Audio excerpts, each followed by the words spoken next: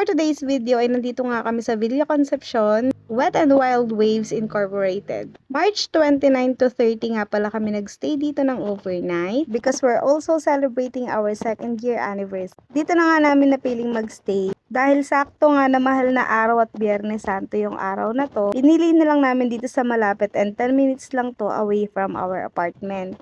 At kahit nga nag-overnight kami dito, ay hindi pa rin talaga namin nalibot yung buong place dahil sobrang init at sobrang laki din talaga ng lugar. Meron nga pala sila ditong 8 na swimming pools at yung 3 pools naman nila ay wave pool. Siyempre, i-share ko din sa inyo yung aming room. 1,700 nga lang overnight dito. 2 p.m. ang check-in and 12 noon naman ang check-out.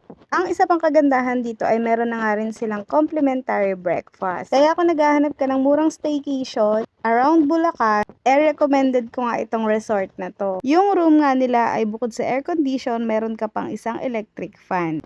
Dahil ito nga ang pinakamura sa lahat ng na-search ko na meron pang complimentary breakfast. Ito nga din pala guys, yung itsura ng labas ng kwarto. Ayan, doon sa may gilid, yung pinakita na video kanina, yun yung isa sa mga wave pools nila. At ito namang nakikita ninyo ngayon ay ang kanilang adult pool.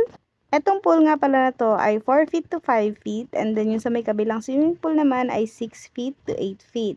Meron nga din pala silang mini farm dito pero sad to say hindi na nga namin napuntahan dahil sobra talagang lawak ng lugar at mas in-enjoy nga namin yung oras namin sa paglalangoy sa swimming pool. Nakakatuwa nga lang din talaga dito sa resort na to kasi kahit na sobrang dami ng tao hindi naman talaga naging crowded yung mga swimming pools dahil sa sobrang lawak nito. Eto na nga at hindi naman halata, diba, natuwan-tuwa talaga si B sa mga nakikita niya. At sure naman ako na siya talaga ang pinaka nag-enjoy dito sa pinuntahan namin na to dahil hindi naman talaga ako marunong lumangoy. Eto nga at habang nagbibideo ako nagpapapicture tong kalbo na to. Eto nga din yung itsura ng adult pool at ito nga kasama ko mukhang nag-e-enjoy naman sa tanawing nakikita niya. Dahil nga meron nagpipictorial na mga babae dyan na nakapanty sa harapan niya. Eto na nga guys yung itsura ng kanilang adult pool sa malapitan na hindi ko naman talaga naliguan kasi nga malalim dyan sa part na yan. Meron naman din sila mga lifeguard kaso mga B nakakatakot talaga lalo na pag hindi ka naman marunong maglangoy. Nakamute na nga din pala tong video, ayan, at nagvo-voice over na lang ako kasi meron silang sounds dito habang nagsiswimming kayo. Kaya hindi ka maiinip dahil meron talaga kayong sound trip dito. Diyan naman nga sa gawing babae yung kanilang kiddie pool. Super duper luwang din ng kanilang kiddie pool and ang linis din talaga ng mga swimming pools nila dito kasi laging naka-maintain. Kaya naman kung naghahanap talaga kayo ng resort na mapupuntahan ngayong summer, super duper naman talagang recommended ko tong place na to. And 200 pesos nga lang din pala yung kanilang entrance fee. Kaya naman kung hindi pa kayo nakakapunta dito sa resort na to, ayan, magpunta na kayo. Mababait din nga pala yung mga staff nila dito and yun lang, sad to say na bawal nga pala ditong magdala ng alak pero pwede naman din magdala ng mga food na luto na. Pero don't you worry kasi nga nakapagpuslit kami ng alak nung nagpunta kami dito. Pero syempre konti lang naman. O diba hindi naman halatang enjoy na enjoy ang kalbo at eto nga at nag-slide pa talaga siya.